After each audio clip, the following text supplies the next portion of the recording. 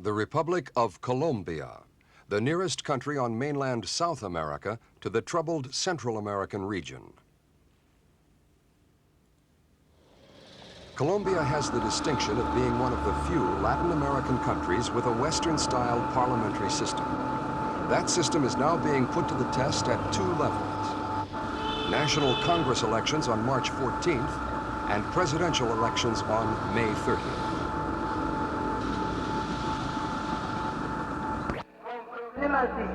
Presidential candidates include the Liberal Party's Dr. Alfonso Lopez Michelson. He was previously elected president back in 1974, following a curious 16-year period of alternate power sharing between the Liberals and Conservatives. The power sharing idea was a way of ending rivalry between the two main parties. Rivalry so bitter, it led to civil war. That's difficult to imagine in present-day Colombia, which has more social and economic stability than most of its neighbors. But the years 1948 to 1957 threatened to tear the country apart. It wasn't military dictatorship against the exploited masses, but Liberal Party against the Conservative Party, a struggle for power that led to thousands of deaths. The memory of civil war, power sharing, and allegations of corruption left the majority of voters apathetic in the last two elections. There is also the suspicion that corruption in high places has increased in recent years due to huge private fortunes made from the illegal trade in drugs. These are mainly cocaine and marijuana channeled to the North American market. A powerful drugs mafia does exist, but it's impossible to say how far it controls the politicians. Officially, the main parties are committed to stamp out the drugs trafficking.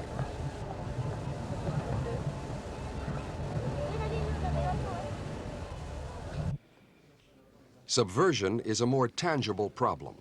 These arms are not part of the national armory. They're guerrilla weapons seized recently by the armed forces. Late last year, in the run-up to the elections, the Army launched a big drive against guerrilla strongholds in the south and west of the country. Thanks perhaps to the democratic tradition in Colombia, the government has not launched a full-scale war against its left-wing guerrilla dissidents. Instead, it has been calling on them to surrender under an amnesty offer.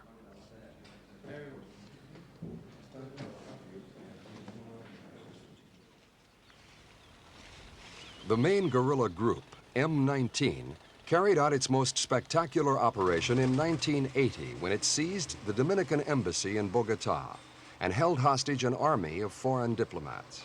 These included the Papal Nuncio, the United States ambassador, the envoys of Switzerland, Egypt, Israel, and 8 heads of mission from Latin American countries. The guerrillas were demanding the release of colleagues from jail and a ransom of $50 million.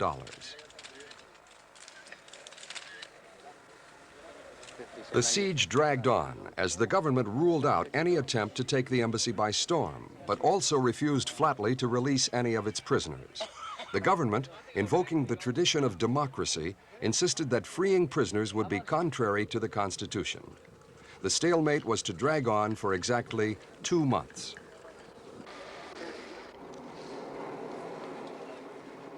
At last, a compromise was reached. The demands had been reduced to the payment of a ransom and a promise from the government that the trials and detentions of leftists in Colombian jails would be monitored by the Organization of American States.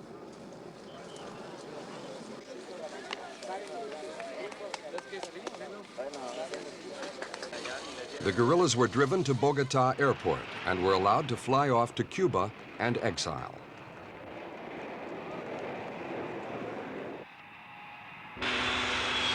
The Bogotá International Airport was the scene of another dramatic exploit in February this year by the M19 movement. Guerrillas hijacked a Boeing 727 belonging to the Colombian Aerotal airline with 128 people aboard and forced the pilot to fly west to the city of Cali. This time, the operation seemed to be aimed only at publicity for the guerrillas, who want to break what they see as a stranglehold of power by the old political parties.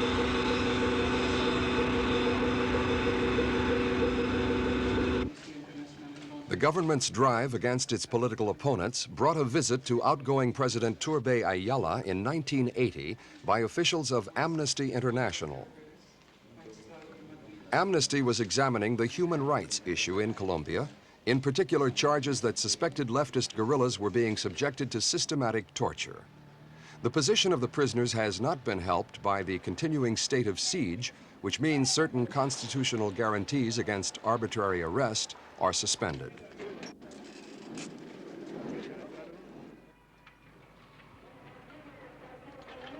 The issue of human rights was taken up by demonstrators in November 1981. The rally was organized by Colombia's Trade Union Confederation and attracted a wide cross-section of the population.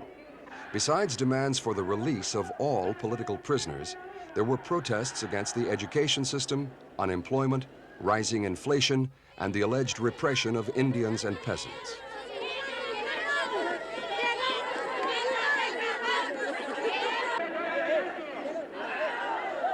Economic and social grievances then, but at least the voices are allowed to be raised. No government facing elections can afford to appear to be an enemy of free speech.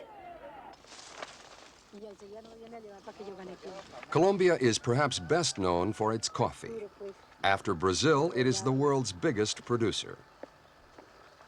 Coffee has consistently provided Colombia with about 2/3 of its export earnings and has given the country a sound economic base.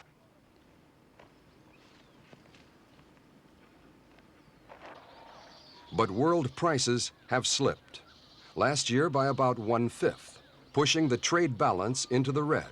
So the government aims to diversify its economy by developing the nickel, coal, oil, and gas industries. Cheap labor for the coffee industry comes from Colombia's South American Indians, who are right at the bottom of the social and economic scale. At last, though, they have begun to organize themselves politically. On February 24th this year, thousands of Colombian Indians gathered in the town of Bosa, outside the capital, for the first ever Colombian Indian Congress. They want basic human rights, and they are a new pressure group on Colombia's political stage.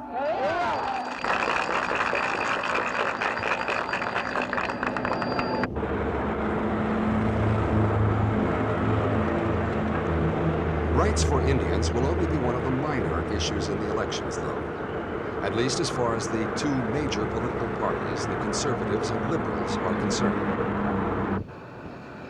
The main slogan of the liberal presidential candidate, Alfonso Lopez Michelson, is "Lopez, the Peace President." He is running a law and order campaign determined to meet the threat of the leftist guerrilla movements. He also speaks out for more federalism, giving more administrative power to the provinces. He promises health and education programs for the masses and a lowering of interest rates to help the financial sector.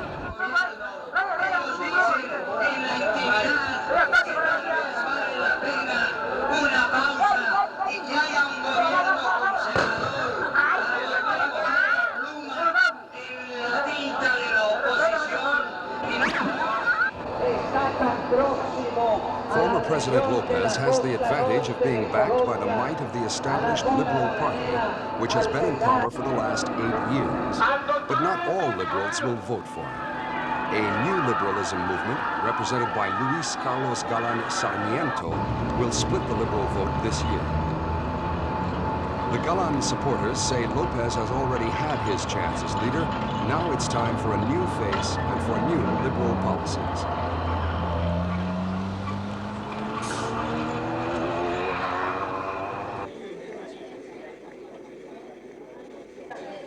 Galán, at the age of 38, is comparatively young, but he has past experience as an ambassador, a senator, and education minister. He enjoys the support of all liberals who oppose Lopez, who has been accused of incompetence and corruption when last in office. Galán campaigns for the raising of the state of siege, the protection of natural resources from multinational companies, equal rights for women, and social programs to help the Indians, the old, and the unemployed.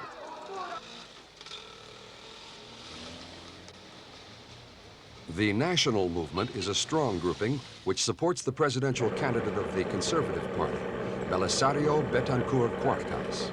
He is also a former ambassador and government minister, and he is standing for the presidency for the 5th time. Betancourt is a solid party man and enjoys the full support of the conservative right wing. He is considered to have a good chance of being elected president, especially since the liberal vote will be split between Lopez and Galán.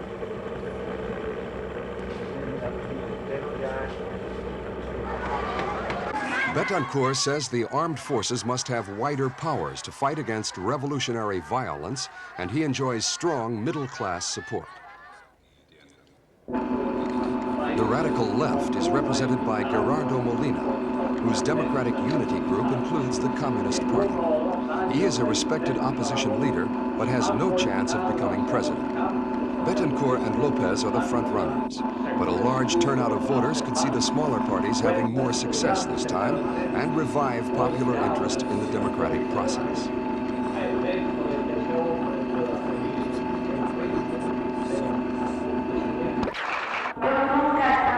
There's one candidate in these elections who stands apart from all the others. Politically, she is a comparative beginner and has no chance at all of topping the polls. But she is such an extraordinary character, we thought it worthwhile to take a closer look at her highly colorful lifestyle. She calls herself Regina the 11th.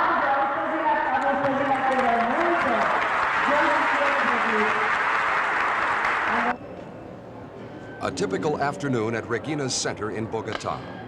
People come here in their hundreds every day, but not for politics. What's happening here has nothing to do with the raising of taxes or the making of foreign policy. These people have come here to be cured. It could be from physical pain or mental stress or simply bad luck. Whatever the problem, these people believe that Regina has the power to help them, and that she has passed on that power to her disciples who work on her behalf.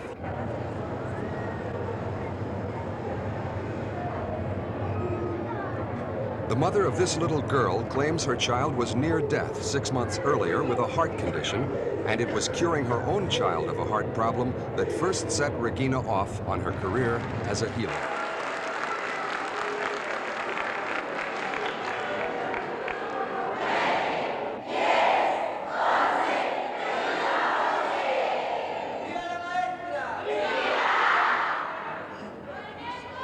Regina calls herself the Queen Mother of Colombia, and for her followers, that's exactly what she is. They give her money and gifts, although many of them, probably most of them, are poor. Other politicians have to cultivate voters with free dinners, free rides to the polling booth, and so on. Regina gets money flowing the other way.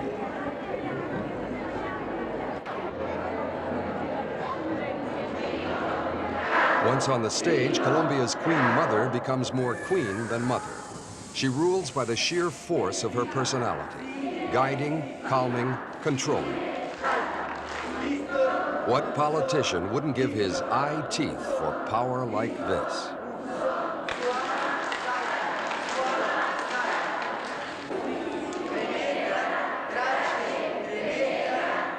Regina's critics, and there are many of them, claim she is at best a manipulator, at worst a fraud.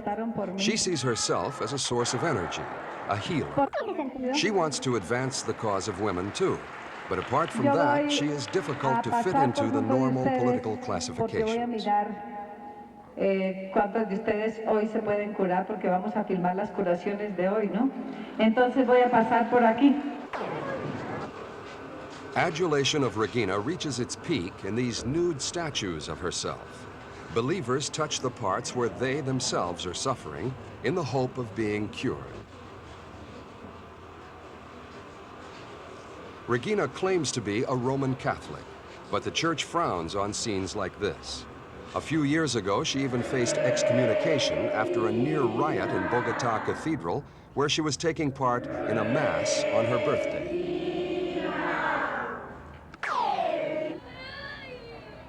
This center in Bogotá is only one of 30 around the country. There's also a major center in Florida, USA, where she now lives.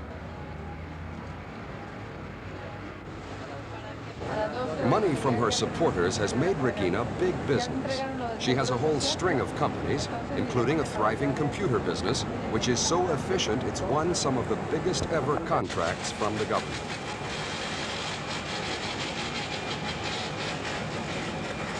Some people see the money-spinning activities of this extraordinary woman as just more evidence that she is a manipulator, not a saint.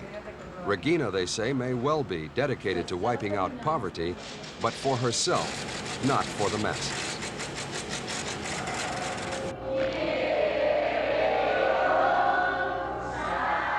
There is no disputing the fact that Regina does have charisma, an energy flow that seems to communicate itself to people immediately, often without words.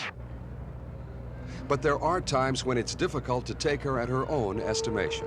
She claims, for example, that she has often achieved levitation, though she has never been filmed floating in the air.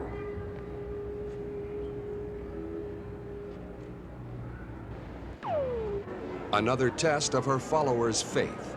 At this gathering in downtown Bogota, she claimed she could stop the rain. She couldn't. Regina has since declared that she will do no more predictions, though she insists she can see into the future.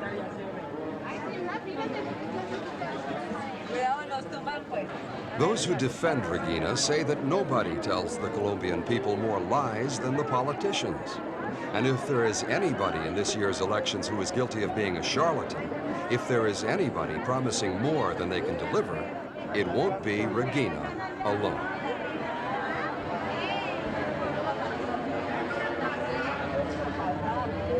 Déjenla pasar.